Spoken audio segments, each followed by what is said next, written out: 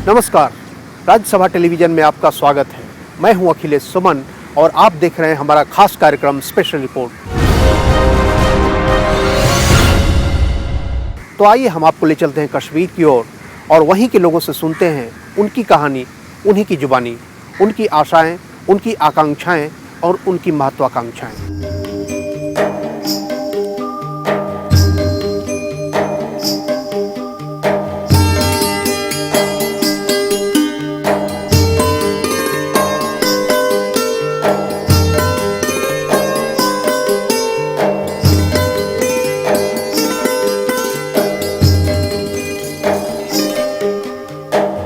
यह कश्मीर की सुबह है। सुबह की अभी शुरुआत ही हुई है, लेकिन नज़ारा दिल को सुकून देने वाला है। एक दशक के बाद डल लेक में इतनी शांति दिख रही है।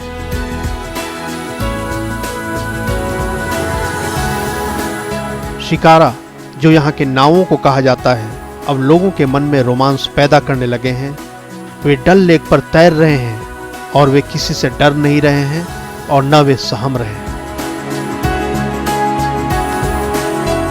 श्रीनगर का यह डल लेक जम्मू कश्मीर के बहुत सारे राजनीतिक गुस्से को अपने अंदर समेटे हुए है। राजनीतिक तापमान कैसा है और लोग अपने राजनीतिक दलों से, राजनीतिक नेताओं से क्या चाहते हैं, इस पर हमने श्रीनगर के विभिन्न तबकों के लोगों से बातचीत कर हालात का जायजा लेने की कोशिश की। हम चाहते हैं यहाँ अमन होना चाहिए, शांति होना चाहिए, सब काम होना चाहिए, टूरिस्ट आना चाहिए इधर, बस यही हम चाहते हैं सर। तो शिकारा यूनियन के लोगों का कहना है कि यहाँ अमन और शांति रहेगी तो यहाँ के लोगों का रोजगार चलेगा, और अगर यहाँ के लोगों का रोजगार चलेगा तो जम्मू कश्मीर भी राष्ट्रीय मुख्यधारा में शामिल होगा। लेकिन ऐसा हमेशा नहीं था। कश्मीर लंबे समय तक आतंकवाद की चपेट में रहा। इसके कारण यहाँ के नौजवान और छात्र भी उलझन में रहे।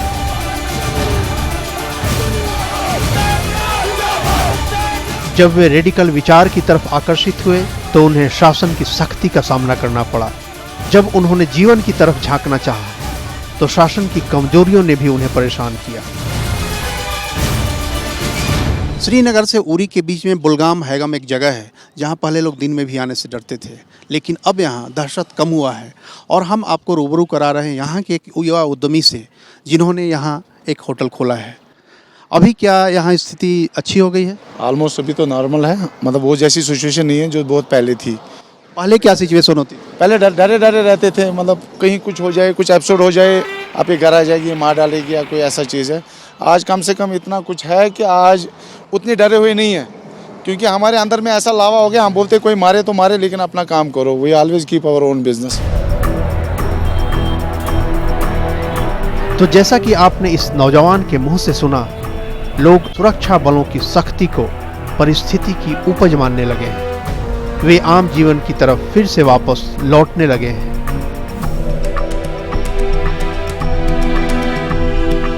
उन्होंने आतंकवाद से किनारा किया है और चुनाव में शामिल होने लगे हैं। वे अपने समाज के भविष्य का ताना बाना बुनने के लिए लोकतांत्रिक राजनीति को अपनाना चाहते हैं। बेसिकली यहाँ 2-3 पार्टियां हैं बेसिक, एनसी है, पीडीपी है और कांग्रेस है।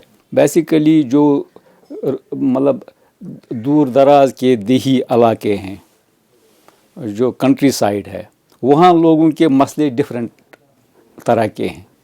वहाँ सड़क, बिजली, पानी और जो लोगों के दूसरे मसाइल हैं, वो उन मुद्दों को लेकर उन्हीं पर के बुनियाद पर वोटिंग वहाँ होती है। ये कश्मीर के एक निर्भय पत्रकार रहे हैं। आतंकवाद के दिनों में इनके दफ्तर में भी गोलियां चली थी और कई ऐसे पत्रकार थे जो न तब राजनीति की बात करने से चूकते थे और न अब। जम्मू कश्मीर में राजनीति, नेता और समाज को जोड़े रखने में ऐसे पत्रकारों की भूमिका गौर करने लायक रही है। चुनाव के समय आतंकवादी गड़बड़ी फैलाने से बाज नहीं आते हैं। उन्हें लगता है कि ऐसा करने से जनता चुनाव का बहिष्कार कर देगी, लेकिन ऐसा नहीं हुआ।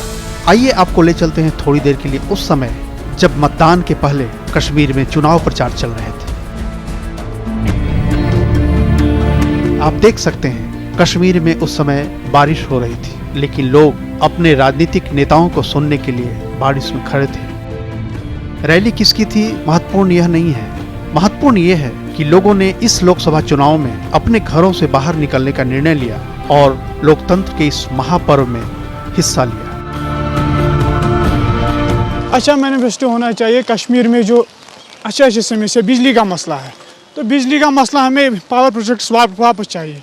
और दूसरा जो मसला है पानी का मसला है, यहाँ पानी आता ही नहीं है, चावड़ा में बहुत प्रॉब्लम है। अब हम चाहते हैं कि यहाँ चेंज हो, सरकार चेंज हो, कुछ नए लीडर भी आए और ये मसला हल करें। हालांकि अभी भी कश्मीर के नेताओं की जिंदगी बहुत महफूज नहीं है। एक संशय और भय हमेशा बना रहता है और इसीलिए नेताओं और जनता के बीच लगाने पड़ते हैं सुरक्षा के ये तार के बाड़। लेकिन बात महज सुरक्षा को सुनिश्चित करने की है। मिलना दोनों एक दूसरे से चाहते हैं, क्योंकि कुर्बानियां राजनीतिक नेताओं को भी देनी पड़ी है और जनता ने भी कुर्बानी दी है। आपने गौर किया होगा कश्मीर घाटी की तीनों लोकसभा सीटें श्रीनगर, अनंतनाग और बारामूला पर पीडीपी यानी Jammu Kashmir People's Democratic Party ने अपनी जीत का झंडा फहरा दिया।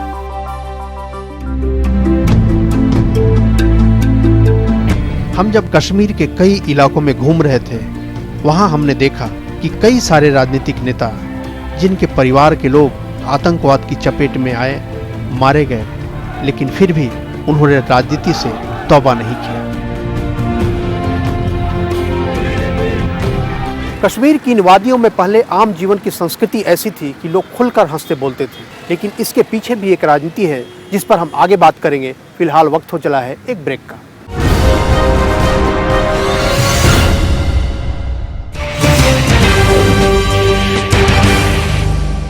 ब्रेक के बाद एक बार फिर स्वागत है आपका राज्यसभा टेलीविजन में। मैं हूं अखिलेश सुमन और आप देख रहे हैं हमारे स्पेशल रिपोर्ट में कश्मीर की कहानी। कश्मीर में राजनीति की कमी नहीं है, लेकिन कश्मीर की राजनीति के कई पहलू हैं जो कई बार धार्मिक, सांस्कृतिक और अंतर्राष्ट्रीय मसलों को छूते हैं। 1947 में भारत और पाकिस्तान के विभाजन के बाद कश्मीर ने भारत में रहना तय किया। भारत ने कश्मीर को संविधान की धारा 370 के तहत विशेष दर्जा और सम्मान प्रदान किया। धारा 370 के तहत भारत ने कश्मीर को रक्षा, वित्त, विदेश मामले और संचार के अलावा सारे अधिकार दिए। केंद्र के अन्य कानूनों पर राज्य विधानसभा की संस्तुति को जरूरी कहा। भारत के अन्य हिस्से के लोगों को यहाँ संपत्ति खरीदने के अधिकार से मनाही की और विधानसभा की अवधि 6 साल का किया गया।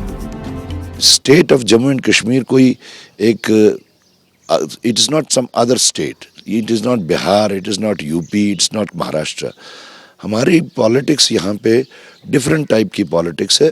यहाँ पे इस वक्त जो एक सेंटिमेंट है 1947 से एक सेंटिमेंट है, और ये जो सेंटिमेंट है कि रेजोल्यूशन होना चाहिए, ये एक यहाँ पे जो मसले कश्मीर का मामला है उसको लेके एक सेंटिमेंट है। कश्मीर को इस तरह का सम्मान मिलना पाकिस्तान को कहां गंवारा था। उसने सेना और हमले की बदौलत कश्मीर को अलग करने की कोशिशें की। कुछ हिस्सा उसने हथिया भी लिया, लेकिन पूरा का पूरा कश्मीर अपनी सेना के बदौलत पाकिस्तान नहीं हथिया सकता था। इसलिए उसने आतंक की बदौलत कश्मीर को हथियाने, भारत से अलग करने या कश्मीर को अस्थिर करने का षड्यंत्र रचा। उसने धार्मिक आधार पर भी कश्मीर के लोगों को विभाजित करने की कोशिशें की। वैसे तो आतंकवाद का खामियाजा सबको भुगतना पड़ा, लेकिन कश्मीर में तकरीबन 40,000 कश्मीरी मारे गए। कश्मीरी पंडितों को कश्मीर छोड़ने को मजबूर किया गया। पाकिस्तान ने आतंकवाद की राजनीति की बदौलत कश्मीर की धर्मनिरपेक्ष संस्कृति को भी नष्ट करने का पूरा प्रयास किया। कश्मीर की गंगा जमुनी जीवन शैली के सारे प्रतीकों को मिटाने की पूरी कोशिशें की।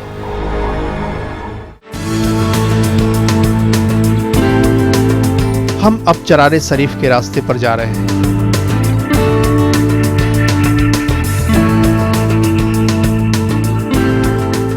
हमारे पीछे आप देख रहे हैं कश्मीर की खूबसूरत वादियां।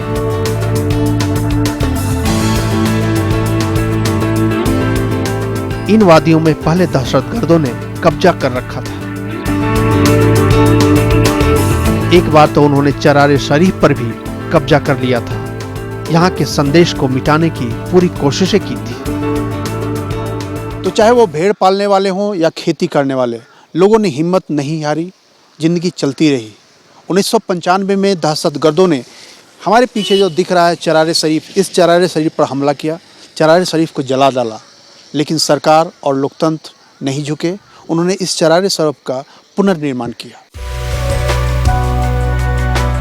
राज्यसभा टीवी ने कश्मीर के उस इलाके का दौरा किया जो पूरे प्रदेश में मिलीजुली संस्कृति का प्रतीक माना जाता रहा है। चरार शरीफ कश्मीर की ऐसी ही एक जगह थी। राज्यसभा टेलीविजन ने यहाँ के लोगों से बात की और देखा किस तरह दहशतगर्दी के कारण चरार शरीफ की संस्कृति भी नष्ट होने लगी थी। चरार शरीफ जो पूरे रियासत जम्मू कश्मीर में ही नहीं बल्कि बरसगीर एशिया में एक मशहूर कस्बा है। इसकी तवारीखी अहमियत है क्योंकि यहाँ बरसगीर एशिया के बुलंद मर्तबा रूहानी हस्ती हज़रत शेख नूरुद्दीन नूरानी रहमतुल्लाह अलैह की दरगाह वाक़ा है।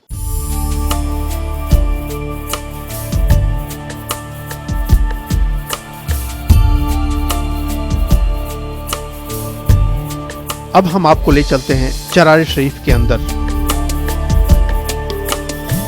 इस खूबसूरत मकबरे को आप अंदर से देखिए।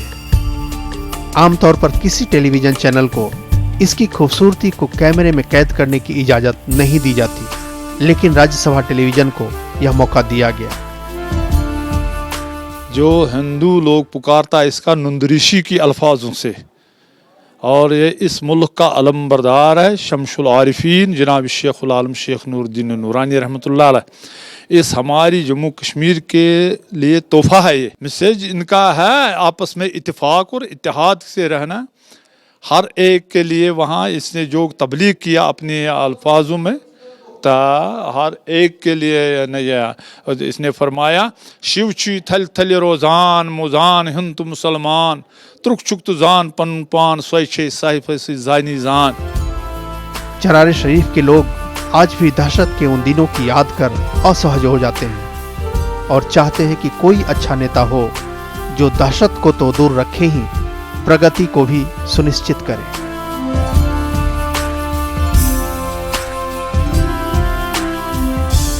यह है चरार शरीफ जियारत की वह पुरानी बिल्डिंग जिसे दहशतगर्दों ने पूरी तरह जला दिया था। यह है चरार शरीफ की नई इमारत। इसे खाल का नूरानी मस्जिद कहते हैं। चरार शरीफ की मुख्य दरगाह के सामने इसे बनाया जा रहा है, लेकिन जनता को इस मामले में स्थानीय सरकार से कई शिकायतें हैं। 1995 ईस्वी का एपिसोड हुआ था, उसमें भारत सरकार ने 50 करोड़ रुपया का यहाँ रिलीफ दिया था रिहैबिलिटेशन प्रोग्राम के लिए।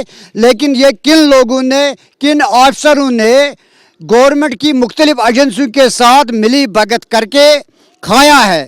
क्योंकि हम चरार शरीफ की बस्ती के 40,000 लोग गवर्नमेंट से मुतालबा करते हैं कि वो देख लें कि आया चरार शरीफ का जो हादसा हुआ था उस वक्त इन्होंने जो टाउन में 150 कनाल ज़मीन अराजी खुद खरीद ली थी, वो इस वक्त कहाँ हैं।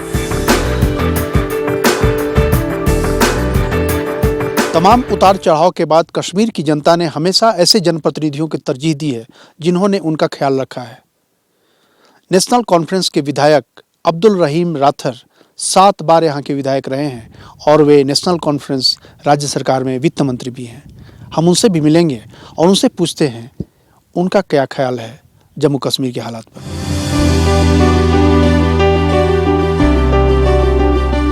पिछला इलेक्शन हमने लड़ा था, पार्लियामेंट्री इलेक्शन 5 साल पहले।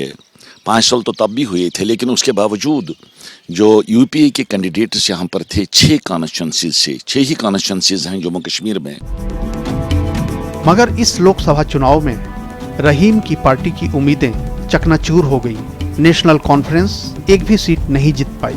लगता है मतदाताओं ने निश्चित तौर पर नेताओं और उनकी पार्टी के काम को ध्यान में रखकर ही मतदान किया होगा, या कुछ ऐसे सपने होंगे जिन्हें वे पूरा होते नहीं देख रहे होंगे, यानी स्थानीय नेशनल कॉन्फ्रेंस के काम से वे खुश नहीं होंगे।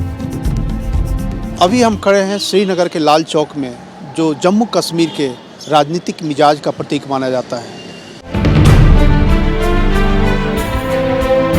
जनता निश्चित तौर पर नेताओं के काम को ध्यान में रखेगी, ऐसा ही लगता है।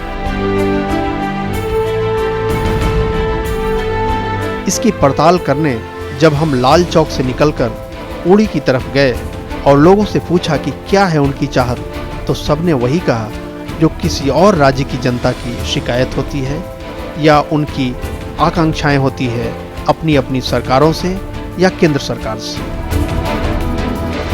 भारत पाकिस्तान नियंत्रण रेखा से 12 किलोमीटर दूर स्थित है उरी। उरी सेक्टर एक समय काफ़ी प्रभावित था दहशतगर्दी से, लेकिन आज उरी में शांति दिखती है। इस शांति में यहाँ के रहने वाले लोगों का खासा योगदान है, लेकिन फिर भी इस सीमा पर रहने वाले लोगों की कई समस्याएं हैं जिससे पूरे देश की जनता, देश की सरकार को रूबरू होना बहुत ज़रूरी है। तो हम बात कर रहे हैं उरी के स्थानीय लोगों से। बारिशों से पानी वाटर सप्लाई बिल्कुल डिस्ट्रॉय हो चुकी है, रोडें बिल्कुल बंद हैं, बाकी किसी किस्म की कोई सहूलियत नहीं है।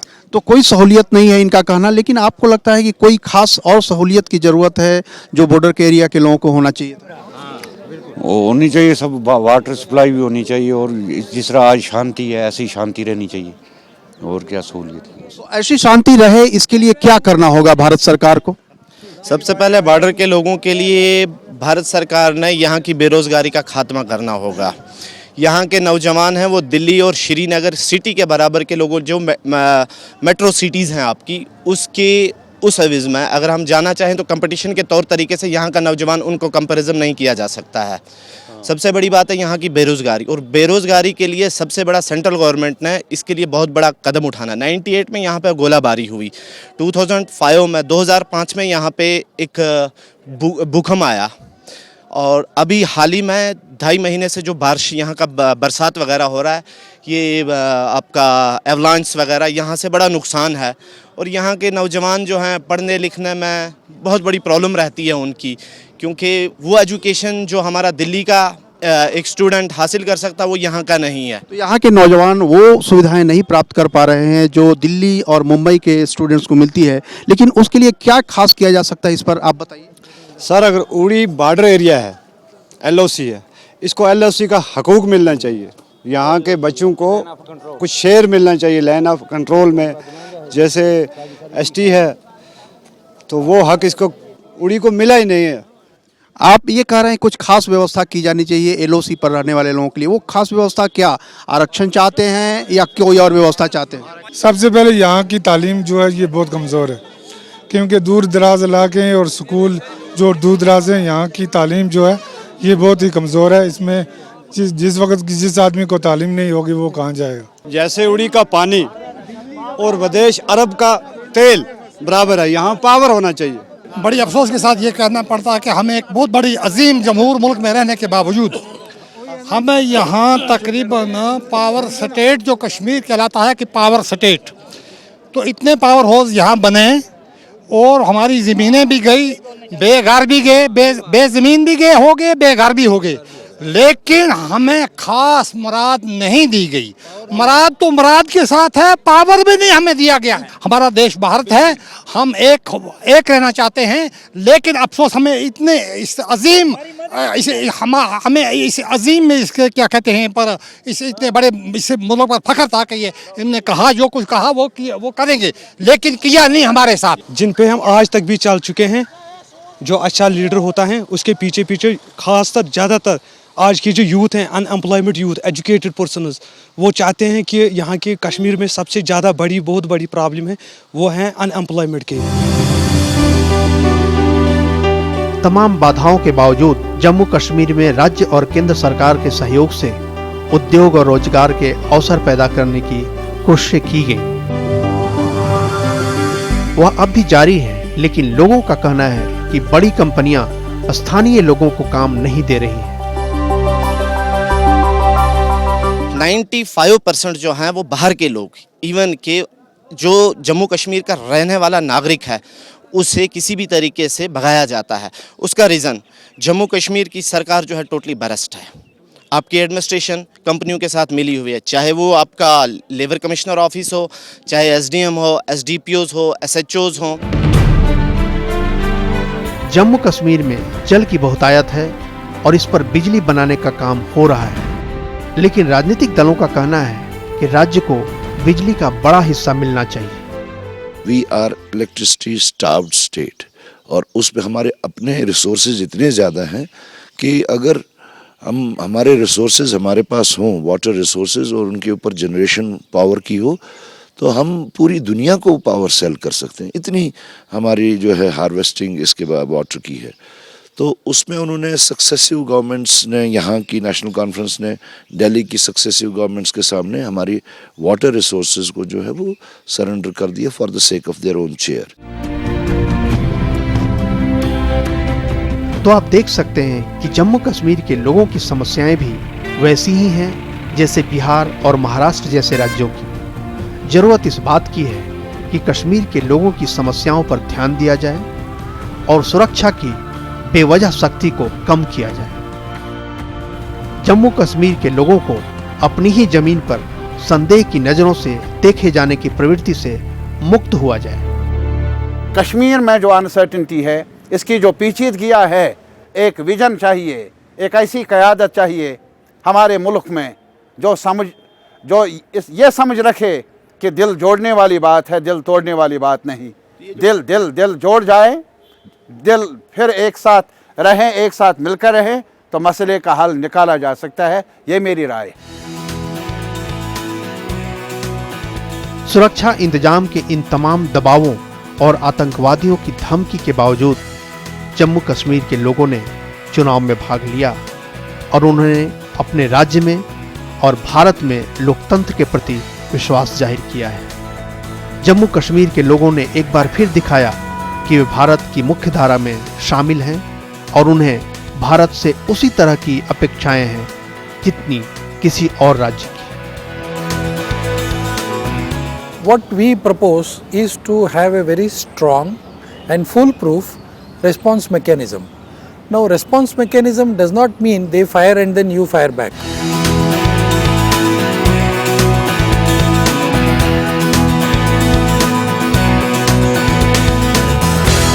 और इस तरह हम आ पहुंचे हैं अपने कार्यक्रम के अंत में एक बार फिर दिल्ली की ओर।